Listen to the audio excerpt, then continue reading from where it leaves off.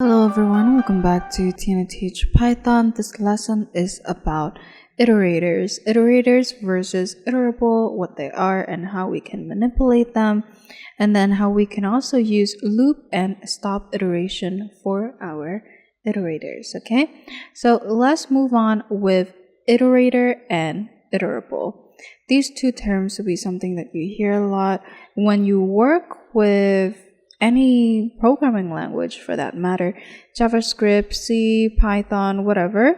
So what is an iterator? An iterator is an object that has a countable number of values, okay? Meaning that you can go through each of these values, you can access them, print them, or use them for methods and functions. They can be iterated upon, so to speak. And what does being iterated upon means? It means that you can go through all of the values, okay? This doesn't necessarily mean that the values are numbered or they are ordered, okay? In the case of like tuples, its values is not ordered whatsoever. And whenever you print something using an index, it could give you a randomized value. So lists, tuples, dictionaries, and sets are all iterable containers, and they have access to the iter method, okay? And I will be talking about that. Let's continue with iterator and iterable. I have an example here. What this block of code does is that it will return an iterator from a tuple and then print each value, okay? Well, in this case, I only have 2, so it'll only print 2 values, but if you add another one down here, it will print all of them since we only have like 3 values in the new tuple, okay? And after a new tuple, we have a variable called new iterator, which uses the iter method on the tuple that we have. And after that, you just need to print with the keyword next, very understandable. Next just means, next in line.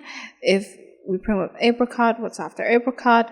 Next is pumpkin, next is vanilla, okay? And we print the new iterator because the new iterator is the variable that applies the iter method that will loop through all of the values that new tuple has, okay? So that's the logic of the code right there. Now, you can also do the same for strings because strings are iterable, okay? You can go through each character that is within a string. For example, new string hello world. Then we apply the iter method with a variable just like we did with new tuple over here. And you just print next new iterator, next new iterator, okay? And since I only have 2, right? It's just going to print 2. But if you want, you can go, print more down here. Next up, our good old friend, the for loop. We're using new tuple with, a bunch of names. And we use the for loop for values. Once again, you can change the name. It doesn't have to be values. Values is just a placeholder. For values in new tuple, print values, and we're just going to loop through it. And we can do the exact same with string because strings are iterable just as tuples are, okay? Now, next up is creating iterators. And it's a funny thing to say, iterators. Using 2 methods, iter and next, okay? If you want to create an iterator that returns a number, starts with 1, and each sequence is increment by 1, so it goes 1, 2, 3, 4, 5. Certainly, you can increment it by however you want. Like 2, 2, 4, 6, 8, but for the sake of clarity, we're just going to go with 1.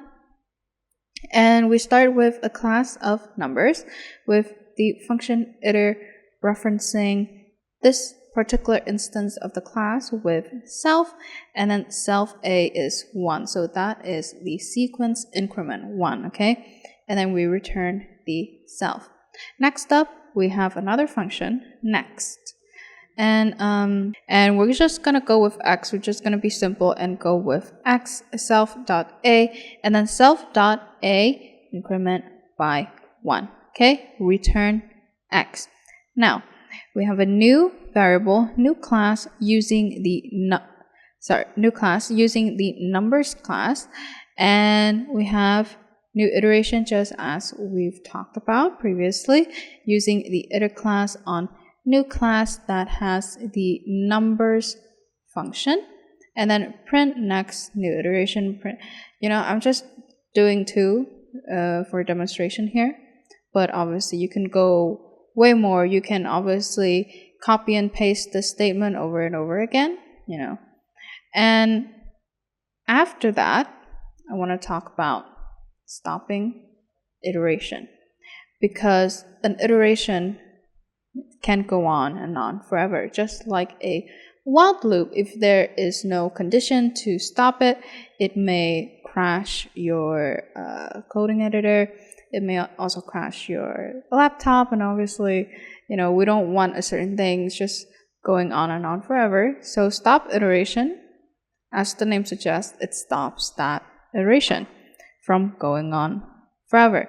And it's basically very similar to this code block that we've seen before. Go with class numbers. We're reusing the names, iter, and then self.a increment by 1, return self. It's the same thing as before.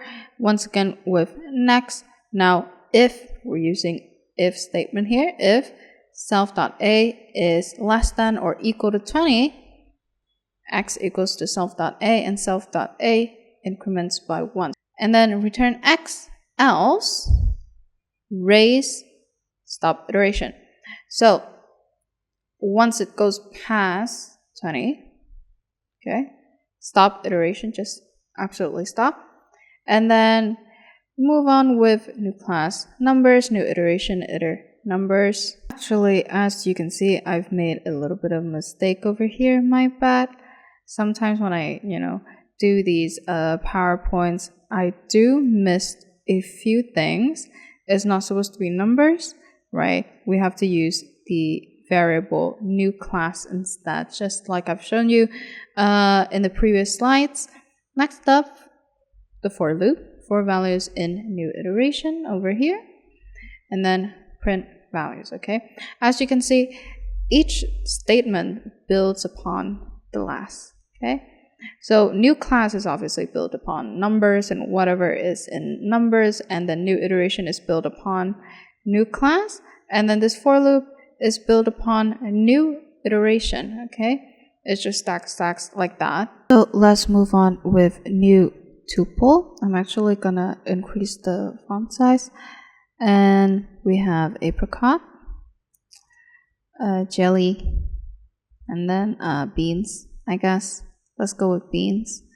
I'm not sure why I capitalized jelly, so I'm just going to fix that. And then new iterator applies iter to new tuple.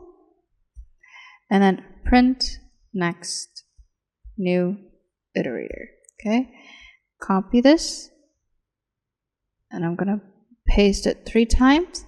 Let's move on to a string. Okay, new string. I love apricot jelly beans, right? New iterator, we're gonna reuse the variable iter new string, print next. Whoops, gotta change my my language, my keyboard language over there. Next new iterator. And I'm going to copy and paste it 4 times. Okay. Control S to save. And then let's move on to looping the values that the tuples and string that we've already created for values in a new tuple. print values. And same thing with string. I'm just going to go for x in new string. Print x, okay? Now let's move on to the stop iteration part. I'm going to scroll down. Okay. Class numbers. Def iter self a equals to 1, return self, and then def next self one more time. If self is less or equal to, I'm just gonna go with 10. X equals to self.a, and self.a increments by 1, okay? And then return x, else raise stop iteration over here, and let's escape this. So new numbers equals to numbers, all right? And then new iteration, different from, new iterator. So I don't want any confusion. Iter. And then for y in new iteration, print y, okay? So we have a lot of things to go through down here, okay, since it's all print vertically instead of to the side. So first off, let's take a look at our new tuple up here with the iter method. We've printed 3, right? So we're expecting 3 values, and we've got apricot and jelly beans.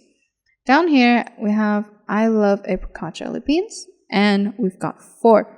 So the space here also count as a iteration, okay?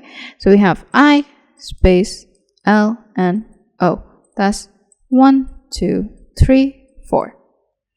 Down here for values in new tuples up here, same thing, apricot, jelly, and beans. We're just using the for loop, and we've got, apricot and jelly beans.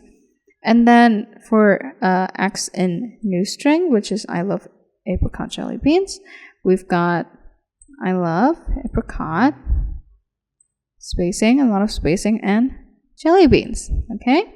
So unlike this, new iterator printing for new iterators, the for loop just prints everything, which is really convenient.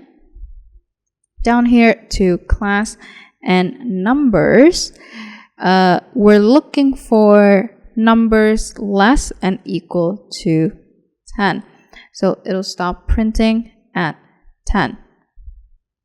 As you can see, it starts at 1, 2, 3, 4, 5, 6, 7, 8, 9, 10, and stop. Else, raise stop iteration.